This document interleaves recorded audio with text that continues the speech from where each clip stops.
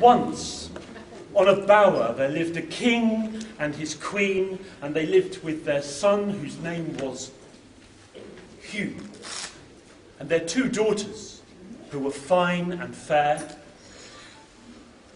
But one day, Hugh brought to the bower there, near the banks of Binori, he brought a friend.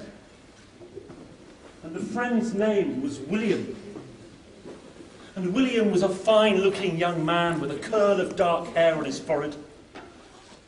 And he saw the eldest sister, and soon they were betrothed and promised, and gloves were exchanged. But now the promise had been made, and the youngest sister came to full womanhood, and her beauty shone, and William's eye wandered. And when the elder sister saw that this William was now showing affection towards her younger sister, she was full of jealousy. And she said to her younger sister, come with me down to the shores, where the bonny mill stream of Binori runs down to the sea so fast. And there we will look upon the rocks, and we will look out to sea, to watch our father's ships rolling in. So indeed the younger sister agreed, and down to the bonny mill stream of Binori, there on the high hill above the sea, they stood. Climb on the rock so you can see better, said the elder sister. And she did, and she looked, but could not see her father's ships. But the elder sister seized her by the waist and dashed her down into the fast-flowing water. And the younger sister floated down the stream. Oh, sister, sister, rescue me. Why would I rescue you when you have taken my William away from me? Oh, sister, save me, for I cannot swim. I will give you William, I will give you all I have. But the sister turned away, for all she wanted was her sweet William. And the younger sister went floating down the mill stream, sometimes floating and sometimes sinking beneath the water. And on she came down that fast-flowing mill stream and towards the mill. And there was the miller's daughter by the mill, and she saw this apparition coming in that long white dress floating, and she thought that this was a swan. And she ran to her father, the miller, and said, come, come, quick. And the miller came and saw that it was not a swan. And there was she, floating and sinking and coming towards the turning wheel that would surely grind her bones. And when she came close, the miller bent down and he lifted her from the waters and set her on the banks. But the younger sister, she was drowned. Shortly thereafter, there came a harp player, the finest player in all of Scotland. He was a travelling man. He came to that mill and saw this beautiful maiden there upon the banks of Binori, and his heart was lost to her beauty. But she was drowned. The harp player went on walking through the land, and everywhere he came he played his harp, but no longer could he play merry tunes for people to dance. He could only play sad laments.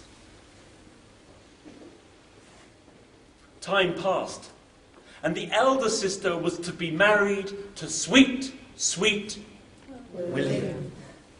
And all were gathered for the wedding. And the finest harp player in all of Scotland was summoned to that bower upon the hill. But when the harp player came and passed by the mill dam, he saw there that beautiful girl. Her flesh had rotted away, and there were just gleaming white bones, and her long golden hair. But the harp player, he bent, and he took her breastbone, and he took strands of her golden hair, and from these he fashioned a harp, a new harp of bone and hair, and he took them with him to the bower. And there upon a stool he set that harp of bone and hair, and took his old harp and began to play for the wedding. Oh, but he could only play sad laments. And the king spoke. "Why do you not play merry tunes? For this is a wedding we are celebrating." And the harpist stopped playing. And then, from the corner, the harp of bone and hair began. Strange sound.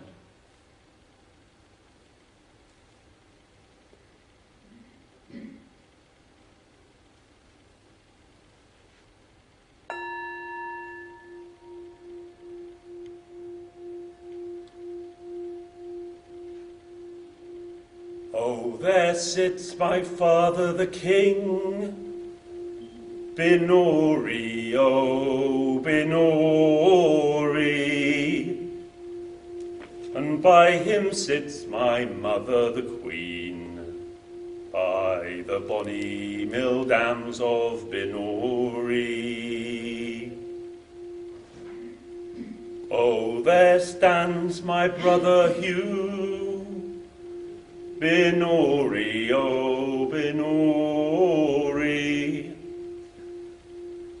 And by him my William, both false and true, by the bonny mill dams of Binori. And there my sister who drowned me, by the bonny mill dams of Binori. And the harp of bone and hair cracked and played no more.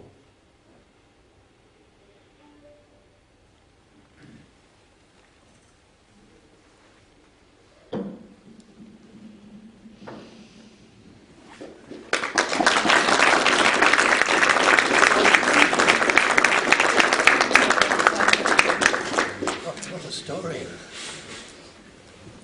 There's some great storytellers in Scotland, and we're not from Scotland, but we're going to enjoy telling the stories. And I would like, but Dave has agreed with me, that we should dedicate this evening to a man called Duncan Williamson. Duncan has now died. Died just a few years ago. But he, by many people, was the greatest storyteller in Scotland. And I'd like to tell you a little bit about him. 1928. He was born in a tent on the shores of Loch Fyne. And that's just a little way north of Glasgow. There's a great inlet of sea. So it's a seawater loch. And his family, every winter, from September onwards, they built a tent. Actually, to really get the story right, the big tent that they lived in, the big, as they call it, the barricade, was well into the forest, away from the shore, because as you know, the water can bring cold winds. And so they were a little bit away into the forest. But then, as now, this time of the year came, and before they set off on their walking in the summer, what they did was sometimes to build smaller tents right down by the shore. And Duncan, in 1928 in April, about this time, he was born. And with his mother and his grandmother, his granny was the midwife. They were very used to having children. He was the seventh child. And all the other children at that time were sons, which meant he was the seventh son of the family. And his father had been the seventh son in his family. And I'm going to go on and tell you how important that was for these people. So, every September, the family moved to the forest, just on the northern side of Loch Fyne. These people are called travelling people. Most of them, the ones that I've met, have blue eyes and fair hair. And Duncan told me that they were the earliest people in Scotland. I don't know about that. And in the old days, the tent wasn't covered with canvas, but with seal skins. But in Duncan's day, it was canvas. And by the time he left his family, there were 12, I think it was, or 13 or 14 brothers and sisters in that tent, plus an auntie and any passing relatives. The father, who made the tent, he had to cut down the branches from the trees. He was allowed to do that by the laird, by the Duke of Argyll, gave them permission to be there. So he drove the branches in and bent them over, and he crisscrossed them. And so he could make the tent bigger as the family grew. And they lived in the tent from September through to now. About now, the father would burn the big tent, not the canvas, but all the wood. I don't know why they burnt it. Some kind of ritual thing of, that's over. And then they became what was known as the summer walkers. They didn't have caravans, partly because the little roads in Scotland were just too small to have big caravans in. So they walked, the whole family. They set off with their cooking pots and so on. The most they had was a pram to push. I know all this detail partly because Duncan told me, and partly because his wife, who is still alive, has been making sure that I've got all the facts right, so that I can tell them to you. Isn't that amazing? What a life. 1928. He died about 5 years ago. And in the tent, there was no electricity. No water, no gas, nothing. Just little candle ends. Actually, he told me they had tin cans hanging down with a bit of oil in, a bit of string hanging up, and then they lit the string, so it was just a little wick burning. And then they could make, in the semi-darkness or darkness, they could make baskets and pegs and so on during the winter time. Very hard life. There was a fire inside the tent. The smoke found its way out through the roof. This is not long ago. They had to be there, apart from anything else, because the children had, by law, to go to school. If they didn't go to school, then the social people would be along, and they would just take the children, and they would never see the children again. And that did happen. It also happened in Australia, as you probably know. The Aboriginal children were often just taken away. Terrible, terrible. So they went to school. But Duncan told me there was no food for them to take to school for lunch. And so, can you imagine, every winter morning, they had to go down onto the shore of Loch Fyne and find enough food for lunch. And there was enough food. Limpets and whelks, little shellfish. Maybe they were lucky to find a fish in a pool, a crab, maybe some seaweed. So you're imagining this. All these little children, and they were barefoot then. They had to wear shoes at school, and they didn't care what size shoes they wore. Sometimes their dad's shoes, but legally they had to wear shoes. But at home they didn't wear shoes. So they were there in perhaps the snow and the hail and the rain.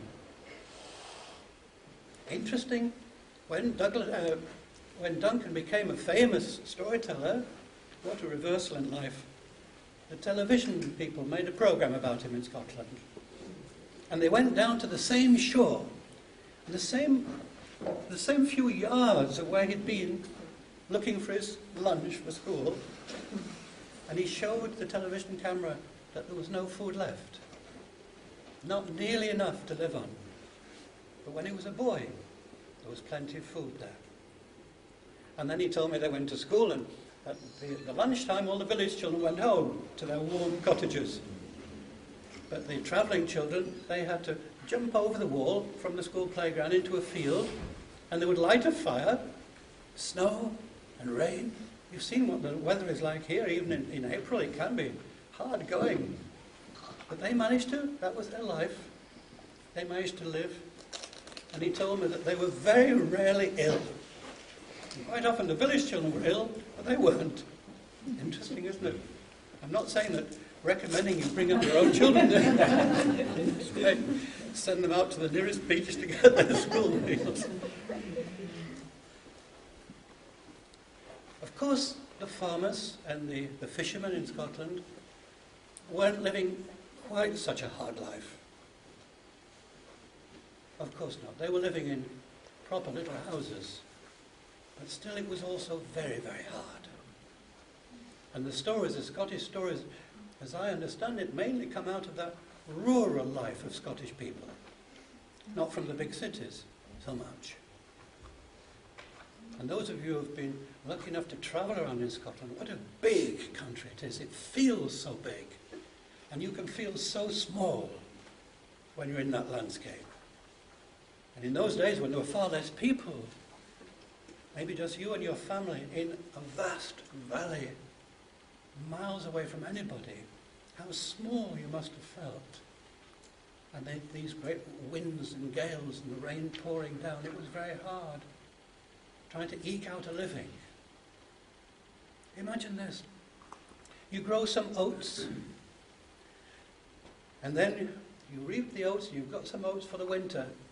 But do you know, this is not enough to feed the family, to feed the bairns, as they're called, the children, the bairns. Not enough to feed the bairns for the whole winter. And you know, if you're the father and the mother, you know that there will come a time when you can't give the bairns, the children, all that food, because you have to go out and to plant it for the next year. And they're starving, the children haven't eaten, but you have to take away the seeds to plant for them next year. Ah, this is hard, isn't it? What a thought, with the children crying. And then you plant, and then I imagine you weep as well. What a hard life. So the stories which come out of this kind of very, very hard condition are not going to be easy, are they? Some of the stories might show them longing for some kind of magic which is going to take them out of this. But others will be to do with that difficulty. It's not just a difficulty of living, it's also in the vastness of nature, there are no words. There are no human constructs. It's vast. And so how do you fill that? How do you deal, how do you cope with that? That wordless day that you have when you're farming, or when you're going out in your little cobble fishing boat. What a difficulty. And so isn't it normal and natural that you fill it with stories? And so Duncan told me that in the evenings they would say, "Will somebody tell us a story?" And Duncan told me that it was either, in their family, it was either his dad or his old auntie. You know, his old auntie, she wore a long dress, a thick leather belt, and from one side of the leather belt, 2 leather thongs down to what she called her pocket. Sounds very Shakespearean to me. So not a purse, but a pocket, with a single button on it. So, "Auntie, will you tell us a story?" And she said, "Let me see." And she would open that button and put her fingers in. Once upon a time. I'll tell you one of the stories that Duncan told me, which his auntie told him, which she took out of her pocket. Once upon a time there was a little white cat. She thought she was black, because her brothers and sisters were black and her mum and dad were black, but she wasn't, she was white. And as she grew older, she grew bigger, and she grew older, because that's what people do. And then she thought, I'll have to get a job. I'm growing up now, I have to get a job. Do I want to be a teacher? No, that's... I know. I'll be a witch's cat. So she told her mum, I'm going, Mum, I'm leaving home. Oh, are you, dear? Where are you going? I'm going to get a job. Oh, what are you going to do? I'm going to be a witch's cat. Well, that's a good idea. Come back and see us sometime. And so she went off. And she walked and she walked and she walked until she found a witch. She said, "Hello?" And the witch said, "Hello? Have you got a cat?" "No, I haven't got a cat." "Well, I am your cat." "No, you're not. You're a white cat. Witches have black cats. Go away."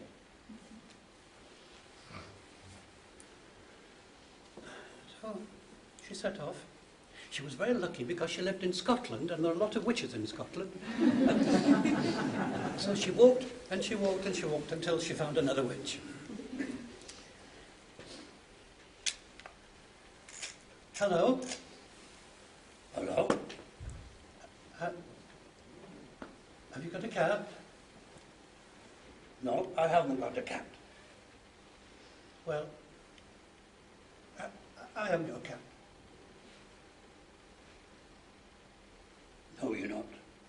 You're a white cat. Witches have black cats. Go away." Poor little thing.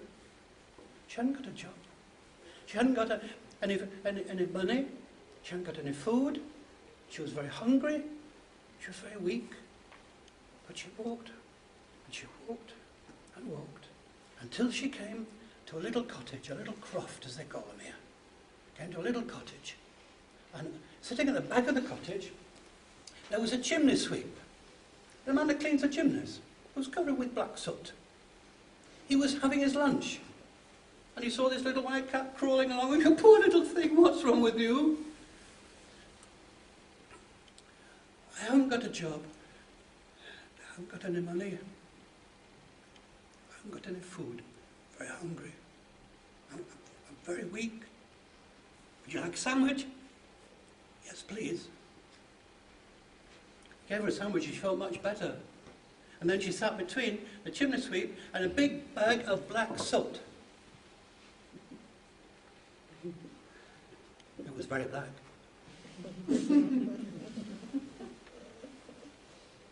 She'll put a paw into the soot. She put a leg into the soot. She jumped into the soot. And she twisted and turned and somersaulted. And when she came out, "Oh, you're a black little cat now. Let me look inside your ears, up your nose. You're black all over." "That's good," said the little cat, "because I'm going to be a witch's cat." "Really? This cottage here belongs to a witch. All you have to do is to go round to the front door and you'll find her sitting there in a rocking chair in the sunshine." So the little white cat, the little black cat, she walked around the cottage and there was the witch on the rocking chair in the sunshine. The little white cat said, "Hello? Hello? Have you got a cat?" "No, I haven't got a cat." "Well, I am your cat." "Oh, that's nice. Jump on my knee." And the little white cat jumped on to the witch's knee. And the witch stroked the little white cat. And stroked her. And stroked her. And then said, "What a pity. I can't see you, but I'm blind." And I said to Duncan, "All right, Duncan, go on." He said, no, that's the end of the story. That's what my auntie told us." I said, "But Duncan, no, that's the end of the story, Andrew." So I'm going to tell you about something that Duncan wouldn't have done. Because he was very proud of telling his stories exactly, word for word, as he'd heard them 50 years before. And he could really do it. He told me, incidentally, he told me that he could hear a ballad, a 21st ballad, twice and sing it back to you.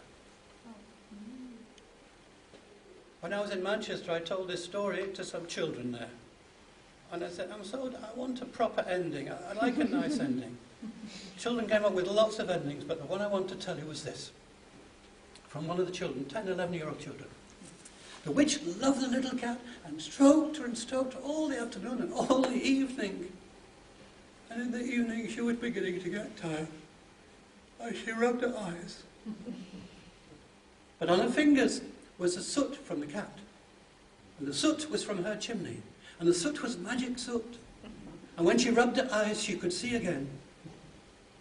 And then the little cat knew that she could see that she wasn't really a black cat.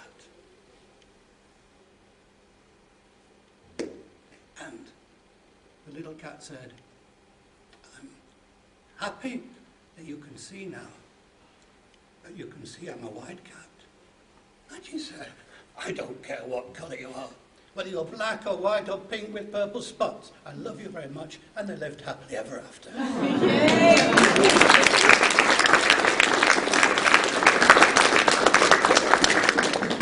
So Duncan told me that whenever he told a story, he imagined all the storytellers standing behind him who had told the same stories, going back and back and back. So we can imagine Duncan being here. David. Thank you very much. Andrew Wright.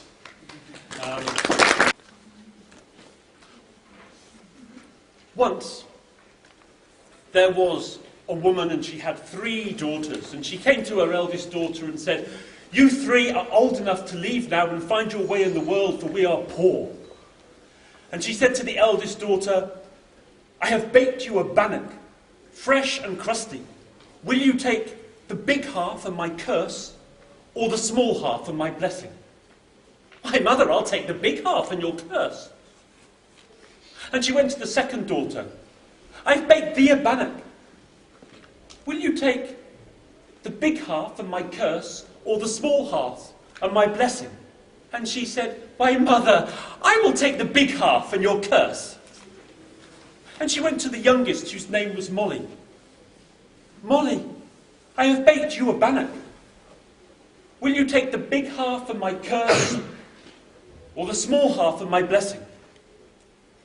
"Why, mother, I will take the small half and your blessing." "Why, Molly, I give you all of my blessings, and the other small halves as well." And Molly set off with her 2 sisters to make their way in the world, but the 2 sisters didn't want Molly with them. And they went on until they came to a rock, and there they bound Molly to that rock, so she was tied fast, and they went on without her. But Molly, with her mother's blessings, lifted that rock upon her back and followed her sisters. And when they looked and saw that there was Molly with the rock upon her back, they were surprised. On they went, Molly still with that rock upon her back, until they came to a great stack of peat. And they tied Molly to that stack of peat. But when they went on, Molly, with her mother's blessings, she lifted that stack of peat upon her back, and on she went following them. And when they saw her coming behind, they were amazed. They came to a huge, giant oak. And they tied her fast to the oak tree. And on they went without her. But now Molly summoned all of her mother's blessings. And with great strength, she drew those roots from the ground. And she took that oak tree upon her back and followed her sisters. And when they saw that she was coming, they knew that they could do nothing to stop her.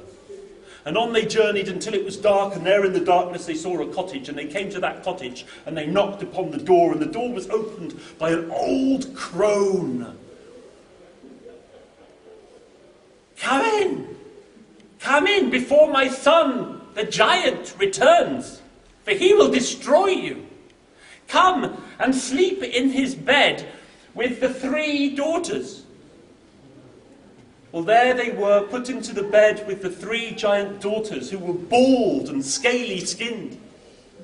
And around their giant daughters' necks were twists of amber. But around Molly and her sisters' necks were put necklaces of horsehair. And they lay in that darkness and they slept. But now the giant returned. And he burst through the door, and he was of terrible aspect. And the giant went to his bed, and he slept. But in the middle of the night he woke, and he called his slave to him. I have a great thirst. I smell the blood of human. Bring it to me. And that slimy skinned slave with his long and bony fingers went to the bed and felt along the throats of the sleeping sisters. But Molly had been quick, and Molly had been alert, and Molly had been awake, and she had heard the giant's words, and quick as a flash she had taken those bands of horsehair from her and her sisters' throats and replaced them with the twists of amber from the giant's daughters. And when the scaly-skinned, long, bony-fingered slave felt, he took one of the giant's own daughters and he destroyed her and took her blood and gave that blood in a bowl to the giant. And the giant drank it down. Ugga! Ugga! Ugga! More!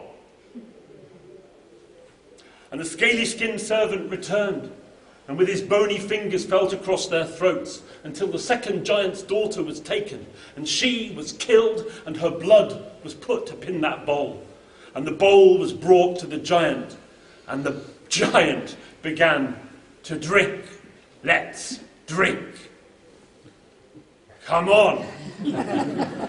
Let me see those bowls. Ugga! Ugga! Ugga! More!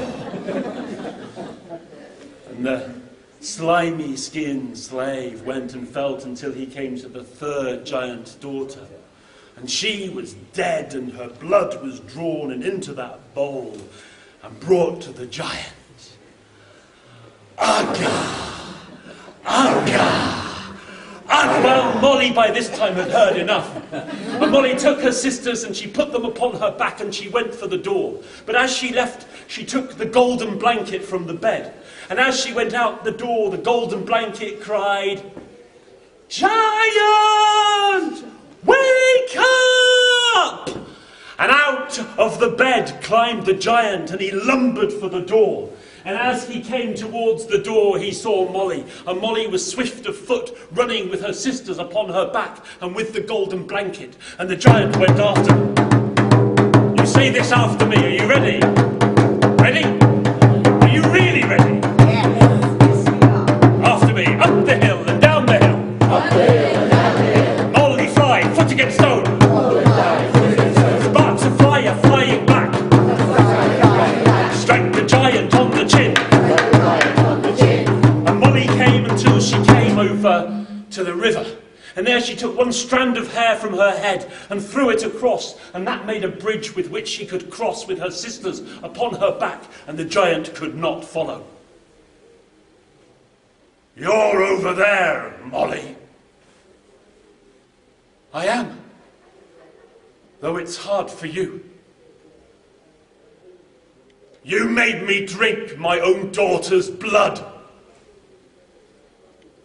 I did, though it's hard for you. When will you come again, Molly? I'll come when my business brings me.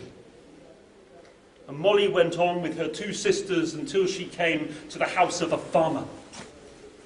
And there they were let inside, and when the farmer saw the golden blanket, he was amazed and said, Molly, if you would fetch for me the giant's fine comb of gold and coarse comb of silver, then your eldest sister might marry my eldest son, for 3 fine sons I have. It will cost you no more, said Molly. And Molly set off over that single-hair bridge and all the way to the giant's house, where it was pitch black. And there she crept inside and to the bed where the giant snored.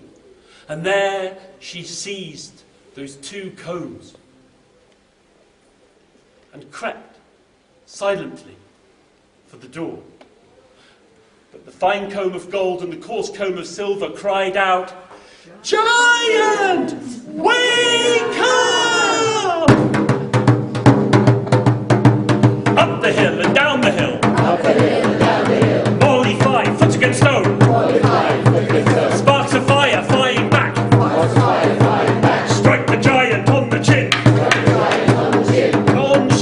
until she came to that single hair bridge, and across she was. Why, you're over there, Molly. I am, though it's hard for you. You made me drink my own daughter's blood. I did, though it's hard for you. You stole my golden blanket. I did, though it's hard for you. You took my fine comb of gold and my coarse comb of silver. I did, though it's hard for you. When will you come again, Molly? I'll come when my business brings me. And on Molly went with that fine comb of gold and that coarse comb of silver, until she came to the farmer's house, and what a wedding was celebrated. Why, Molly, said the farmer, if you will bring to me the giant's torch of light, then my second son will marry your second sister.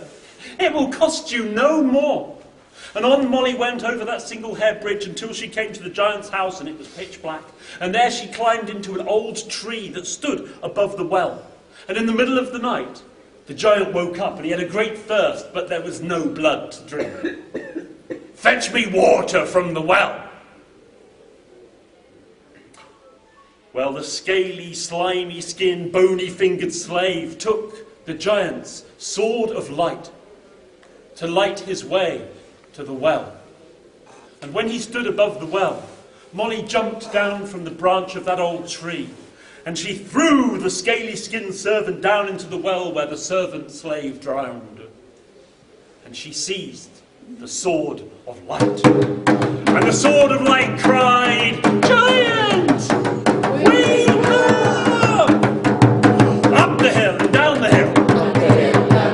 Molly flies as against stone. Sparks of fire flying back.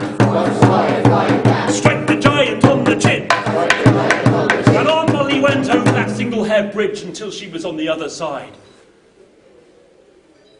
You're over there, Molly.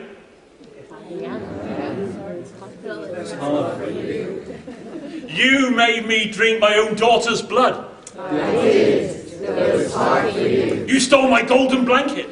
I did, though it's hard for you. You took my fine comb of gold and my coarse comb of silver. I did, though it's hard for you. You drowned my slave.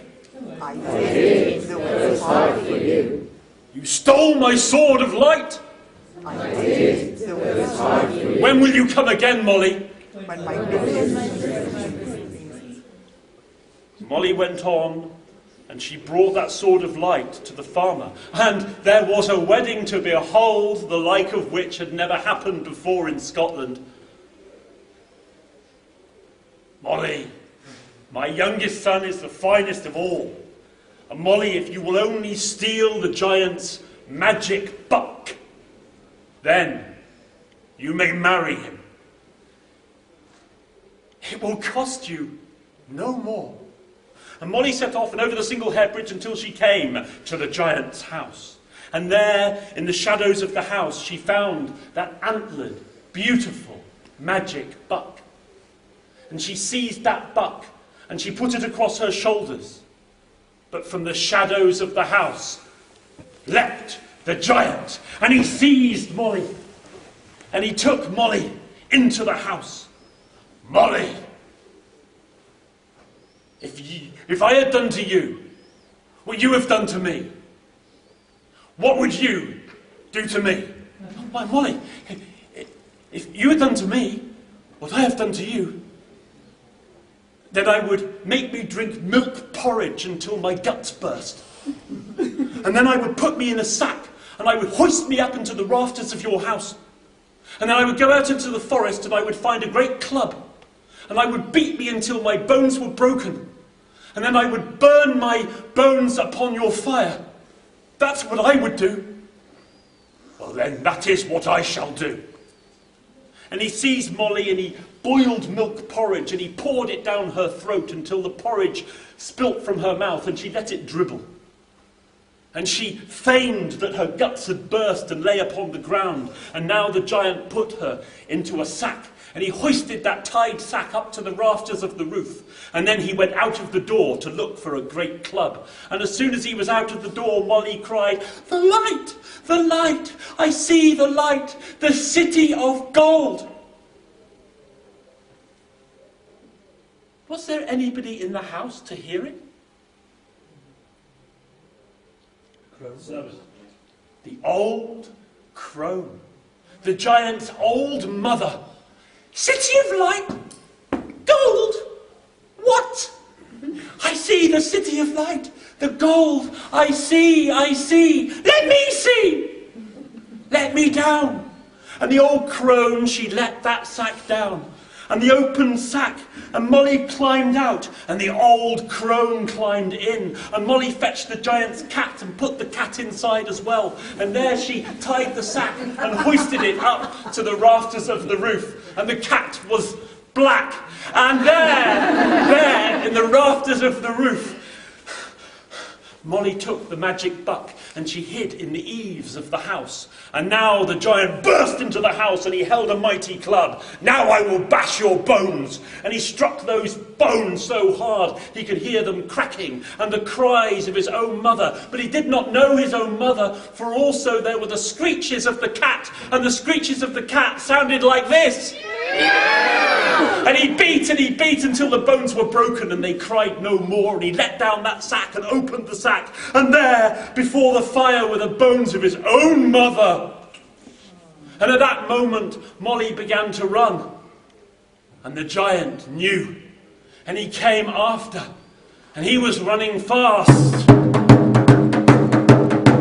Up the hill and down the hill. Up the hill and down the hill. Molly fly, foot against stone. Molly fly, foot against stone. Sparks of fire flying back. Sparks of fire flying back. Strike the giant on the chin. Strike the giant on the chin. And Molly was over that single hair bridge. "You're over there, Molly." I am. Though it's Hard for you. You murdered. You made me drink my own daughter's blood. I did. Though it was hard for You you. stole my golden blanket. I did. Though it was hard for you. Took my fine comb of gold and my coarse comb of silver. I did. Though it was hard for you. You drowned my slave. I did. Though it was hard for you. You took my sword of light. I did. Though it was hard for you.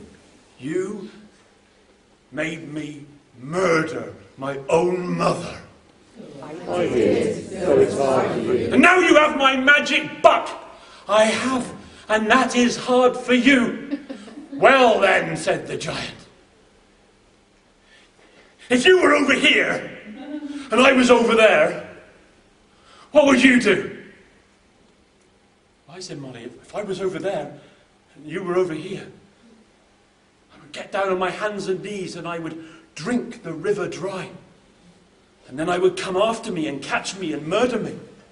Well, then that's what I will do. And the giant got down upon his hands and knees and he put his great fat lips to the river. And he began to drink. Aga! Aga! Aga! And he drank more. Aga. Aga. Aga. And he drank more. Aga. Aga. And now his belly was so full that his guts burst. And the water flowed out. And the giant was carried away and down the stream where he could return no more. And Molly took that magic buck and she came to the farmer's house. And that wedding between Molly and the youngest son, why, it lasted for 7 days and 7 nights. And each night was better than the night before. There was music. There was dancing. There was song. And those who could neither play music nor dance nor sing, why, they sat and they told stories.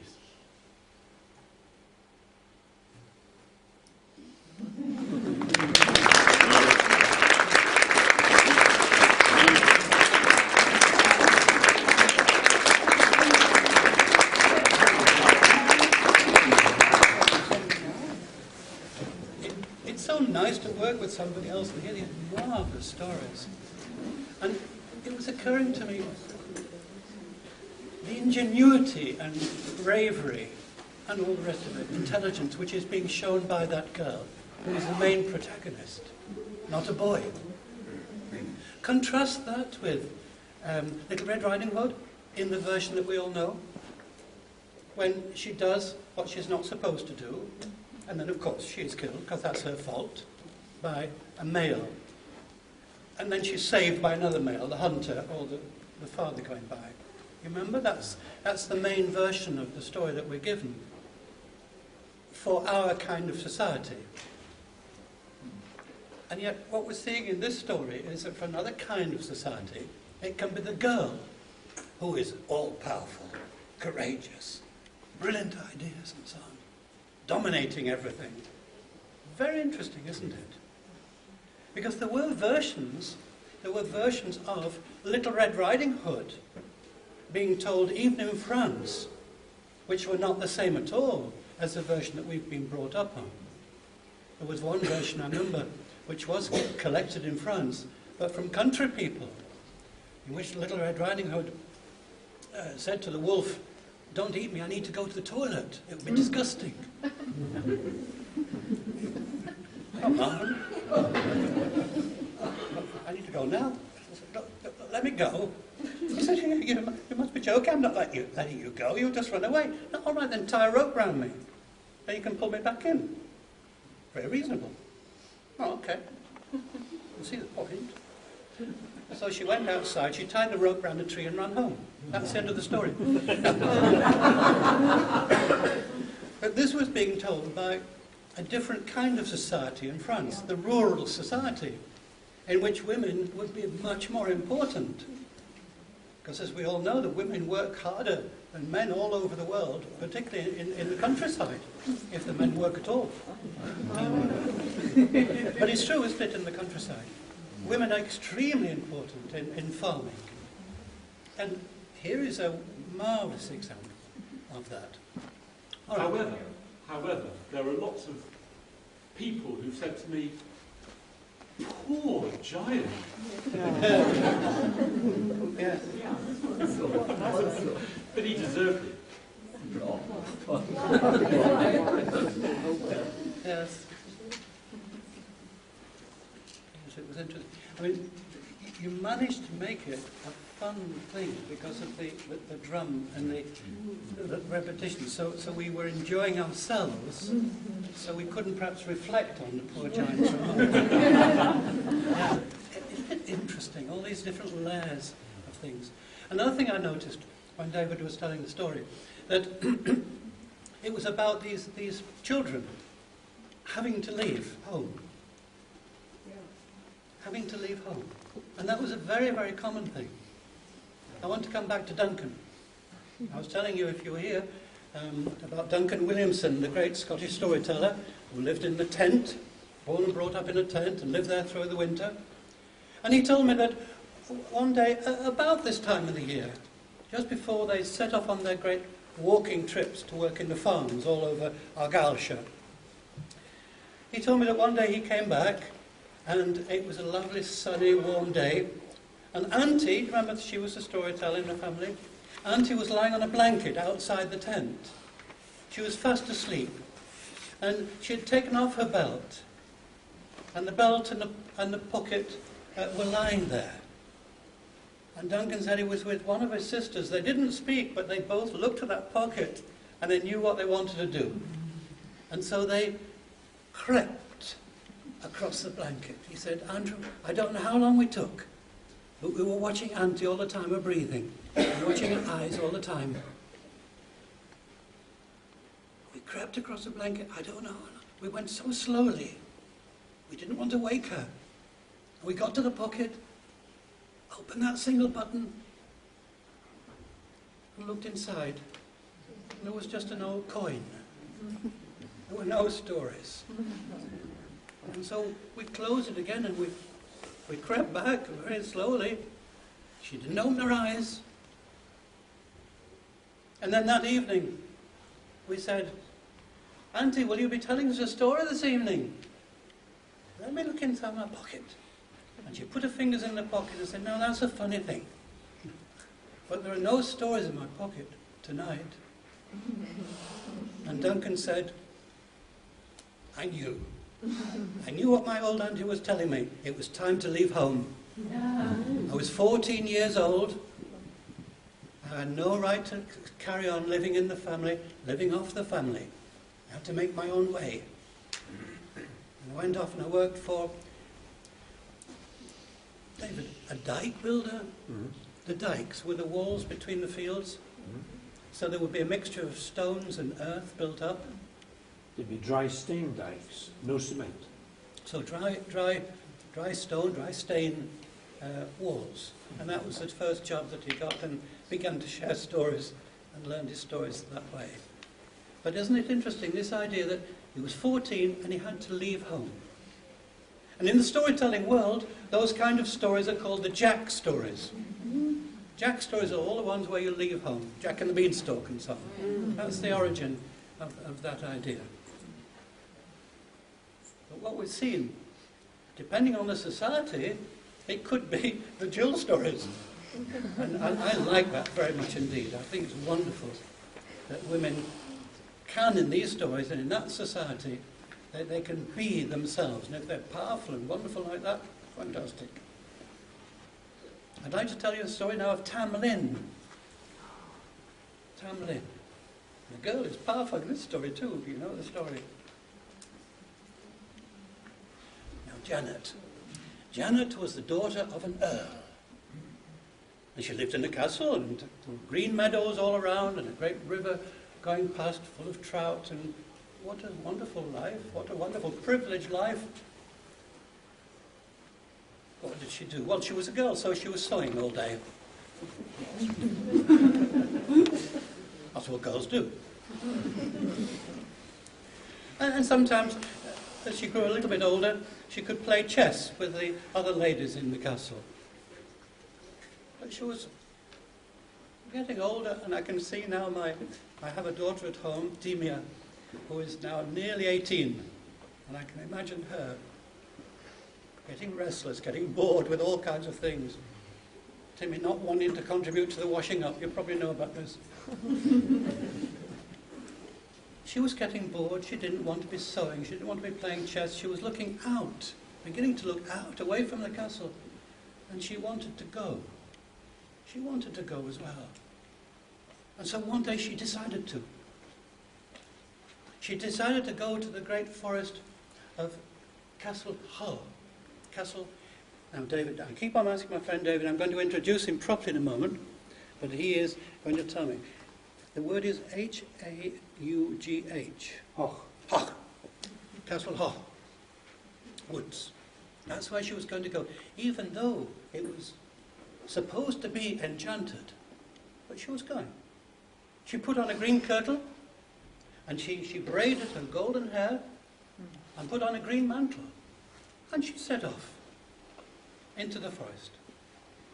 She had been to the forest before, to the edge of the forest, but never gone into it. And for the first little while, the forest was full of sunshine. The trees were spaced around her. But she was drawn to where it was getting darker. The trees were closer. And so she went on and on, very conscious of being by herself and being in something much, much bigger than her. Then she saw sunlight ahead, and it was a glade in the forest. An open, you know what a glade is? An open clearing. A glade in the forest, and there, of course, as you know, grass can grow again. So there was grass as well, and some bluebells in, because it was that time of the year. And there was a bush of wild roses. Very beautiful wild roses. She bent forward and she took one pale pink rose.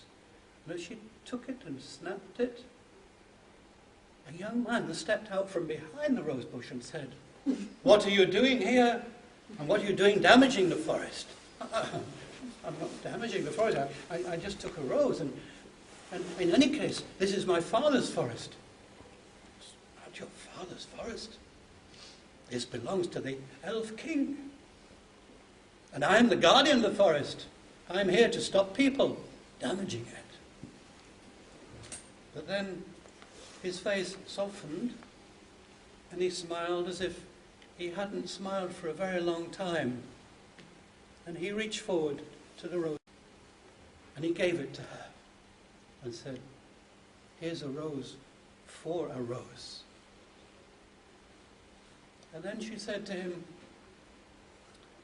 "Kind sir, I don't know you. I don't recognize you. Who are you?" He said, "My name is Tamlin." And she dropped the roses. "Tamlin, but I know you're an elfin knight." She was very frightened. And he said, "Well, I am an elfin knight, but I'm mortal like you. I can tell you what happened. When I was a child, my parents died, and I was adopted by the Earl of Roxburgh. And I was wonderfully brought up by him. I was like his son. One day we were out in this forest and we were hunting. And I was separated from all the other people. And I felt my horse getting slower. And I felt the sun had gone, and there was a chill in the forest. There was an eerie breeze blowing. And then I felt faint, and I remember falling forward on the neck of my horse. And then I remember tumbling. And then I found myself in the elfin land. I'd been enchanted by the elfin queen. And now that is where I live. During the day, I'm the guardian of the forest, and at night I go back into the elfin land. And I so much wish I could just be an ordinary young mortal man again. And Janet said, Isn't it possible? Is there nothing we can do?" He said, "Well, not really, except tonight is possible. It's the only time in the whole year. This is Halloween. And in Halloween, that is the only time when the door between the two worlds is left open. And if somebody could help me at that moment, well, I would like to help you. Is there, what can I do?" "Well, I can't ask you to do it. It would be very, very hard. I'll tell you what the person would have to do. And then if you feel you can do it, it would be wonderful. Tonight we will be riding on our horses. All the fairy people will be riding. We'll be going past the crossroads just out the other side of the forest at midnight. And if at that moment you can seize me and drag me from my horse, and if you can then hold on to me, you must close your eyes, because I will be many, many things in your arms. You mustn't look. If you do this and cling on as hard as you can go, then that might take me out of the enchantment." "Well, I'll do my best." "Right. In that case, be at the crossroads at midnight and be waiting. There will be 3 companies of fairy folk going past on their horses. And I will be in the 3rd company wearing white with a gold circlet around my head. Let the other 2 companies go by. Don't let them see you." And so that night, that is what she did. She hid behind the bushes near the crossroad. Once again, there was that same eerie wind moving its way through the bushes. She could see a strange glint of light on the water in the ditch on either side of her. And it was very, very quiet. But then she heard the bridles of the fairy horses, because I don't know if you know this, but what people sometimes hear is the bridles of fairy horses going, but they may not see them because they remain invisible, but you can often hear the bridles of the horses, the tinkling sound of steel, the bridles. So she recognized it. She heard it in the distance, and she realized it was getting closer and closer. The time was coming, and she felt this eerie, cool breeze as well. And she was frightened. She pulled a mantle around her. She was shivering and wondering if she could do it. And the first company of horses came by, and the Elfin Queen, Elfin King were there on great black horses. And then the other riders, the other fairy riders, their horses had white diamond shapes on the front of their heads. They were small folk with pointed chins, and they were looking up, pale in the starlit sky, pale, and they had loose locks of hair bobbing behind them as they rode on the horses.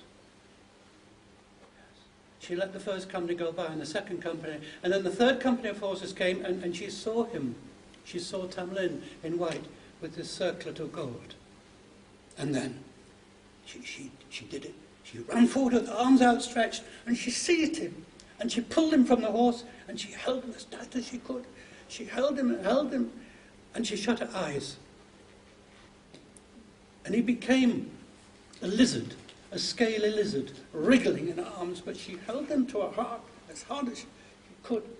And then he changed again, and he became a snake wrapped around her neck so she couldn't breathe, but she held him.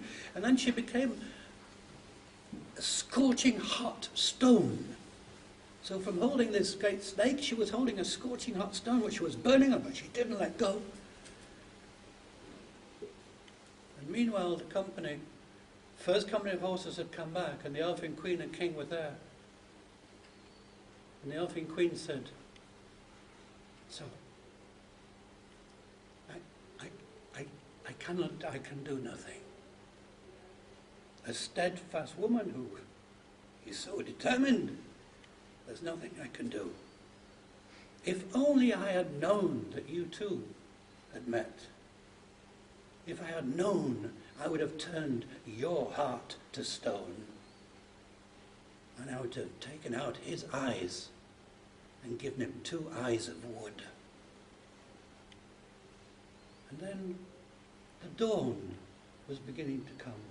Time had gone by. The dawn was just beginning to flicker, and that was the time when they had to go. And they turned the horses and disappeared, but you could hear the bridles going off into the distance. And Tamlin and Janet were left together to go back home. And sure enough, they did go back home, and they got married, and they had a great basket full of bonny wee bairns.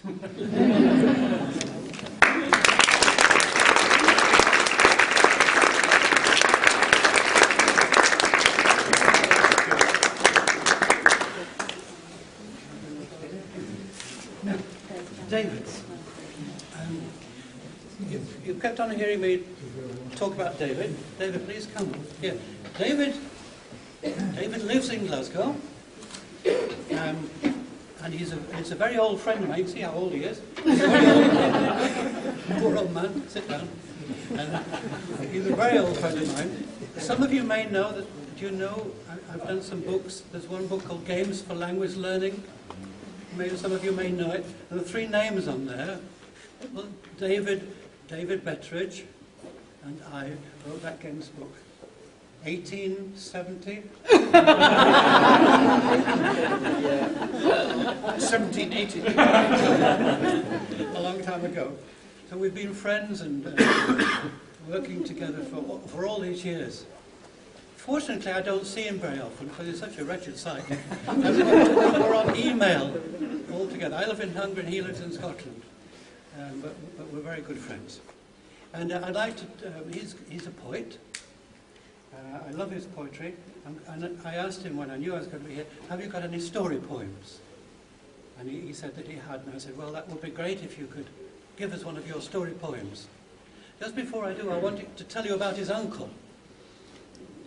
Now, his uncle, he told me many years ago, his uncle was walking down Argyle Street in Glasgow, and he went past a menswear shop, and he saw in the window a splendid woolen suit.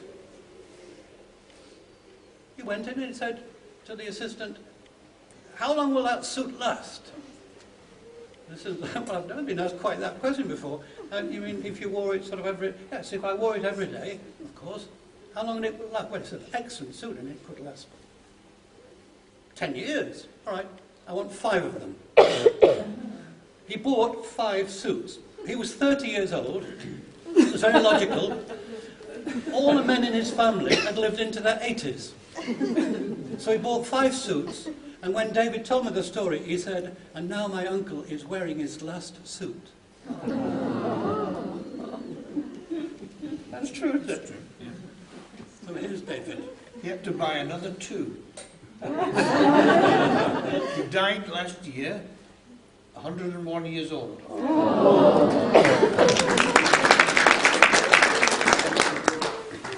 Keep going, David. The story poem that I have for you is based on a folk tale from Sardinia. It's called A Coverlet of Green, or if you prefer, A Blanket of Green, or you might call it A Mouse's Promise.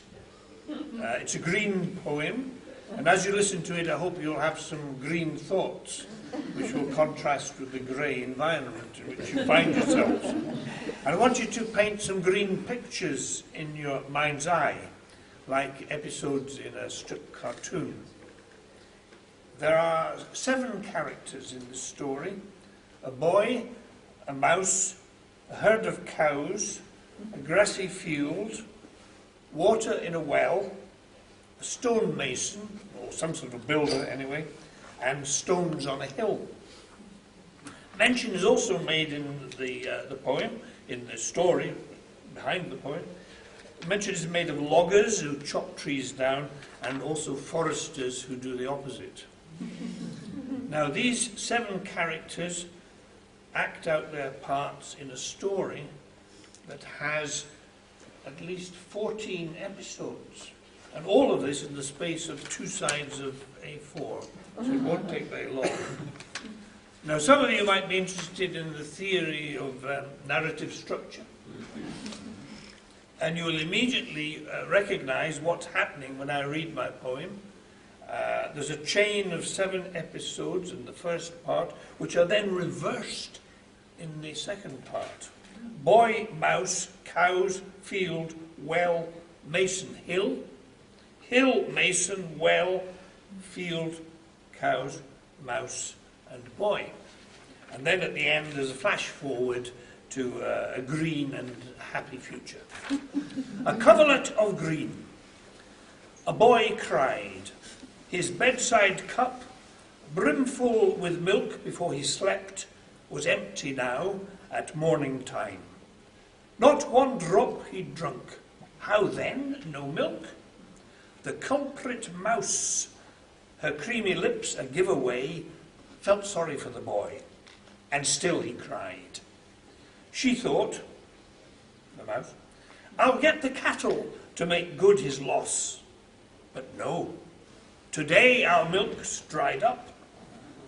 Field, asked the mouse, have you some juicy grass to give? Sorry, the field explained, I'm parched. Will you fetch water from the well? Brokenly, the well demurred.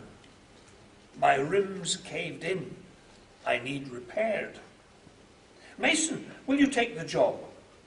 Apologetically, I'm short of stone, the mason said. Next to a bleak, abandoned hill.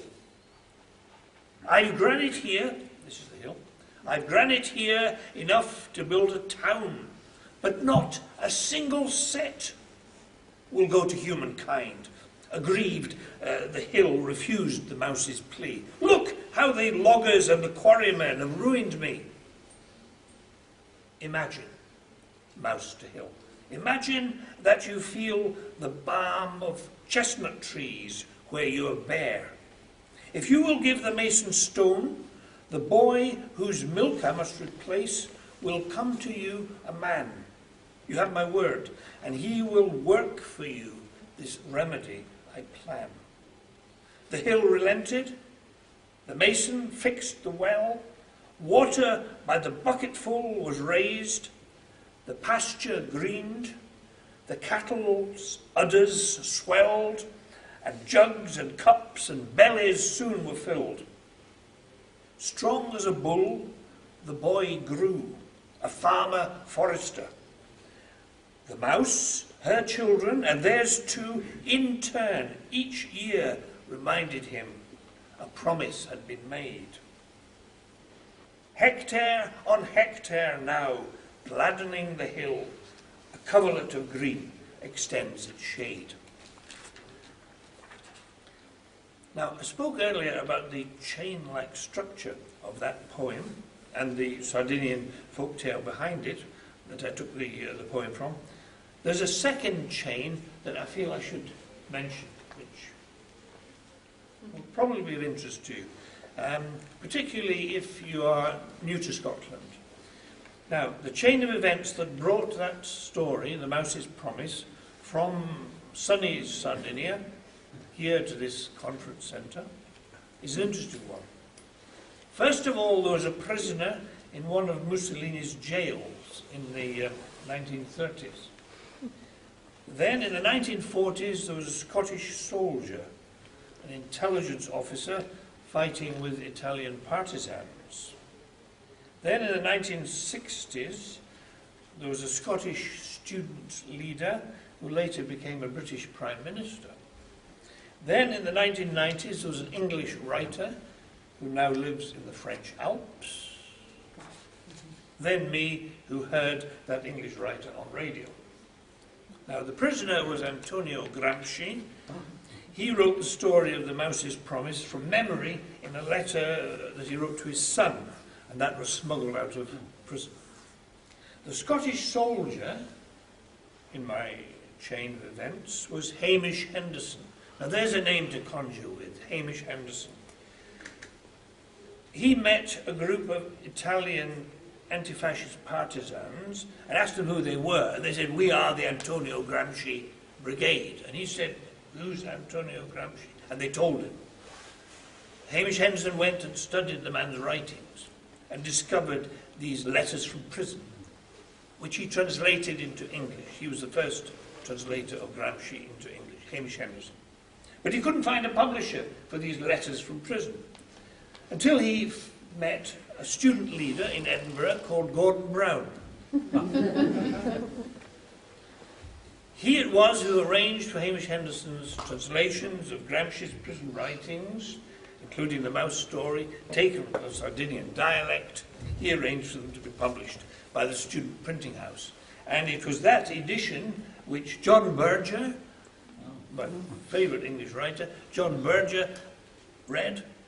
He liked them so well, he did a radio broadcast and he read that story. I heard it and I thought, bloody brilliant. I was writing a poem about it. And now I've told you, and I hope you like that story, and you can maybe tell it to your students and help it on its way and add many more links to the chain. Thank you.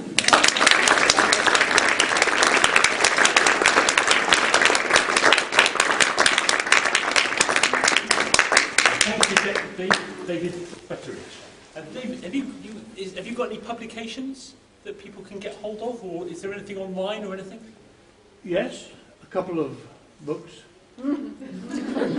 David Betteridge. Write that name down. Could you spell that, please? B-A-T-T? B-E-T-T.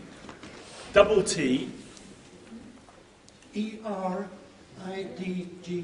Okay, thanks a lot. I was just not sure about the A or E at the beginning. Can you put it on your website? Thank you. We're coming to the final stages of this evening, but I'm aware of time, and Andrew and I have each prepared a final story that we really want to share with you, and that means if we tell those two stories, we'll be finishing about 9:10.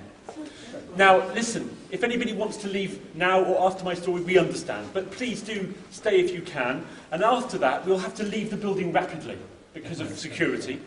But anybody who wants to meet, I'm speaking for both of us here, I think. Anybody who would like to meet us outside the door, just after that time, we'd gladly come and join us, and we'll carry on sharing tales and stories and just having general bonhomie. So That's a good idea. So if you can stay, then please stay for the whole two stories. Yeah.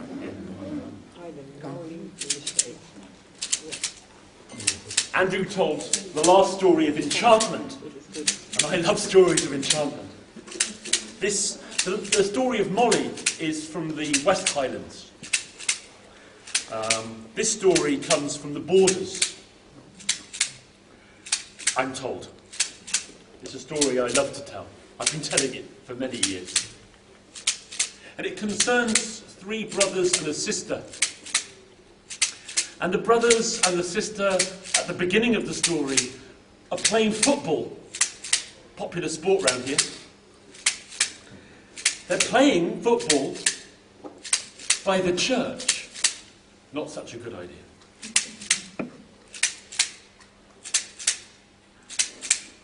Child Roland and his brothers both are playing with a ball. And there's their sister, Bird Ellen, in the middle of them all. Child Roland traps it with his foot and knocks it with his knee. He kicks the ball over the church where nobody can see. Bird Ellen round about the church to where the ball has gone. Long they wait, and longer still, but she does not return. They look east, they look west, they look all around. Long they wait, and longer still, but she does not return. So sad the hearts of brothers 3, with doubt, pain, and concern.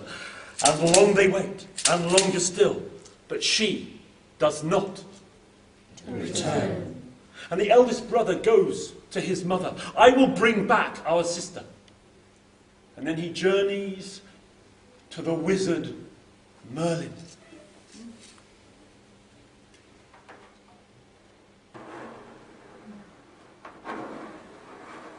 Young man, to bring back your sister will be hard. She passed around the church, widdershins, anti-clockwise, against the sun. For that she was taken by the king of the elves. It will be hard to bring her back. To do this, there are things you must do and things you must not. And once he has heard, the elder brother sets off on a long journey. He goes along and along he goes along some more. He goes along and along he goes, further than before. And ahead of him, we will find out. The 2 younger brothers are left at home. Long they wait and long for the brother and sister. They do not return. And the second brother goes to his mother. Mother, I must go and fetch back my brother and sister. And she relents after persuasion. And the second brother sets off, and he too goes to Merlin. And Merlin gives him the same words of warning. And the second brother sets off on the long journey, leaving the young child Roland alone.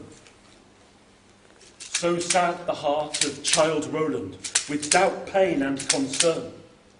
Long he waits, and longer still, but they do not return. Mother, I will bring them back. My child, you are my youngest. You cannot go. And she holds him. He pulls himself away and tears himself from his mother's skirts. And finally she gives in and she takes down his father's sword from above the hearth. A sword undefeated in battle. And she winds it 3 times around his waist. And he takes that sword and he puts it in his belt. And he goes to the wizard Merlin.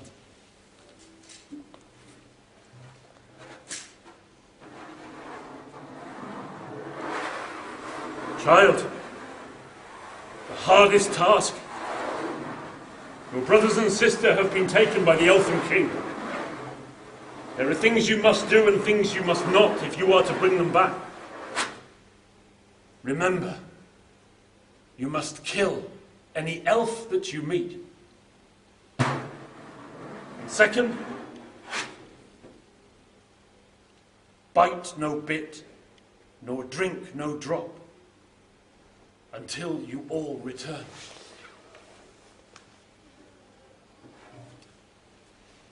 Child Roland, with his father's sword in his belt, he goes along and along he goes along some more. He goes along and along he goes, and further than before, until ahead of him on the path he sees there in the green wood a horse herd tending his horses. And he steps up to the horse herd and he sees that his eyes are shining green, and he knows he must be an elf. Tell me which way to the dark tower of the king of the elves. I know not. Go on and you will find the cowherd. Ask him. And Child Roland, he draws his father's sword and he cuts the head from the horse herd and it rolls upon the ground. He goes along and along he goes along some more. He goes along and along he goes, and further than before. And ahead of him on the path he sees a cowherd tending his cattle. And he sees that the cowherd's eyes are strange, shining green. Tell me which way to the dark tower of the king of the elves. As I do not know. Follow on and you will find the hen wife, ask her. Child Roland draws his father's sword. And he cuts the head from the cowherd and it rolls upon the ground. He goes along and along he goes along some more. He goes along and along he goes, and further than before. And ahead of him on the path he sees an old woman with a hood over her head, and she's feeding scraps to her hens. Old woman, would tell me which way to the dark tower of the king of the elves. Child, do not go there, there is much danger. None return. I must bring back my brothers and my sister. Well, go on, and you will find the tower. It rises to the heavens. Pass 3 times around, widdershins, anti-clockwise. And each time you pass, cry, door open, open door, let me in. And then the 3rd time you may pass inside, but after that I cannot help you. And Child Roland steps on along the path. Has he forgotten something? He looks back, and there, looking from under her hood, he sees her green eyes. He draws his father's sword, and he returns to the henwife, and he cuts the head from her shoulders, and it rolls upon the ground. He goes along and along he goes along some more. He goes along and along he goes, and further than before. And there ahead of him stands the dark tower. It is strange, of dark crystal, and rises beyond the clouds of the heavens. But there is no door. And he passes once around that tall, strange tower.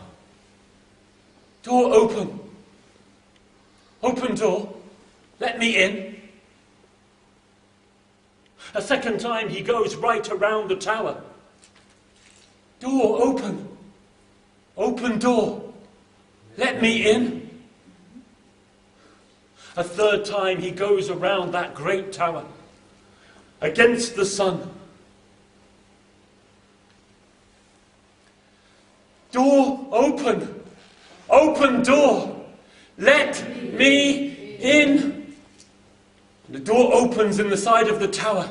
And he passes inside and it closes behind, and it is dark. Slowly, oh so slowly, his eyes grow accustomed to the light inside. For there is just a flicker from the feldspar and sheep silver and quartz that glitter in the dark crystal. He sees a long passageway, longer than the girth of the tower. And at the end of that passageway he sees a small green light.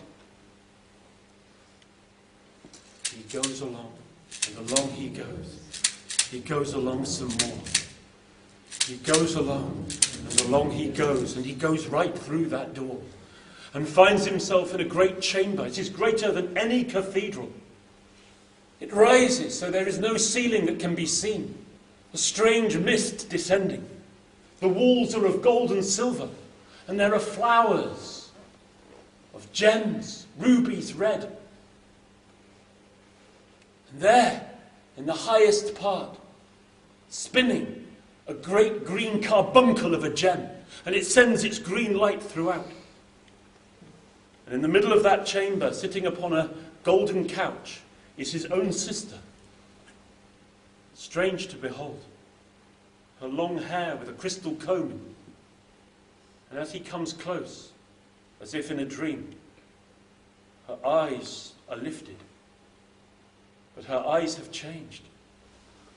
Her eyes are shining green.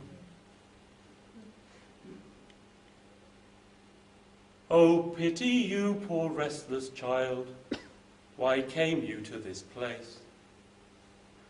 Alas, my youngest brother, why stayed you not at home? Oh, woe the day that ever you were born. For when the King of Elfland comes, your life shall be no more. He approaches the couch and he sits down next to his sister and he tells her how tired he is. Where are my brothers? And there she shows him in the strange mist the two brothers lying upon the ground, their arms folded against their chests, their faces ashen white as if dead. Oh, but my sister, how hungry I am. How thirsty I am. She cannot warn him, for she is enchanted. She passes from the chamber and returns with a bowl of milk and sweet bread, and she hands it to her brother. Has he forgotten? Bite no bit, nor drink no drop. And he puts it to his lips and is just about to taste when he remembers. And it seems he sees Merlin's eyes there in the shining walls of the chamber. And he dashes that crystal bowl to the ground and it smashes into 1,000 pieces. And from outside the chamber he hears the voice.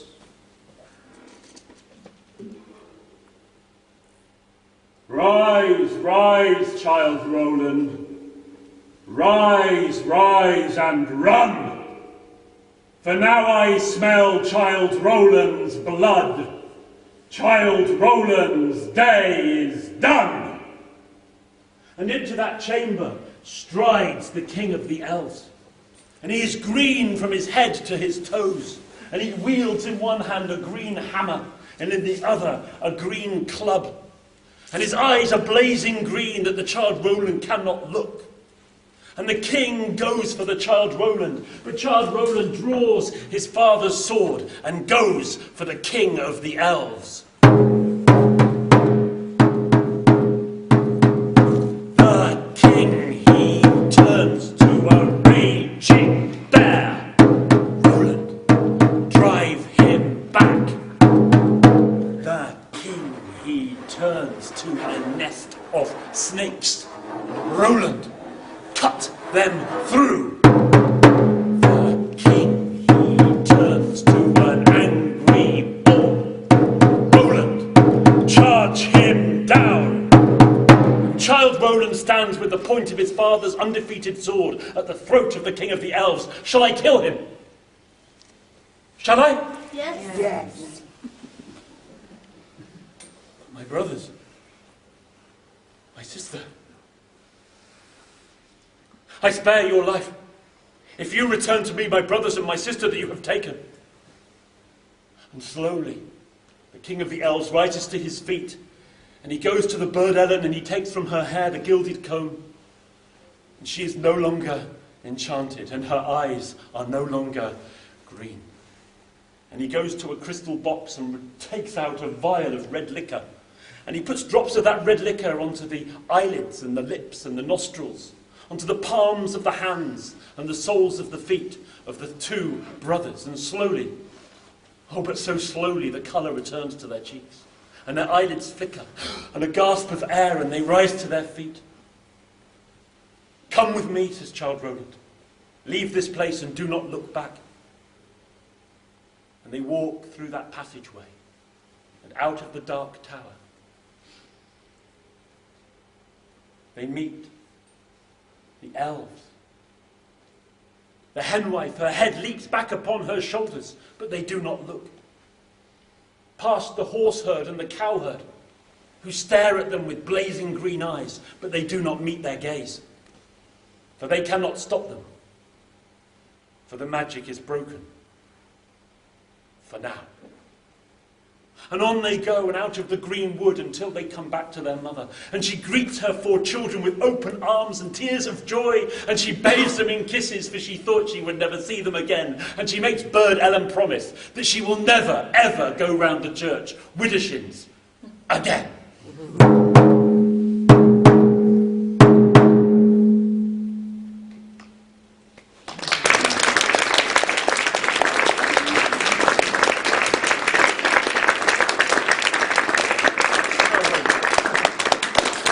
And a final story from Andrew Wright. And do you think we've got until Pentecost? Let's try. Let's try. 21st. I think if we promise that at 20 past we fly out of the building, we won't get in trouble from security. Should we do it? Yes.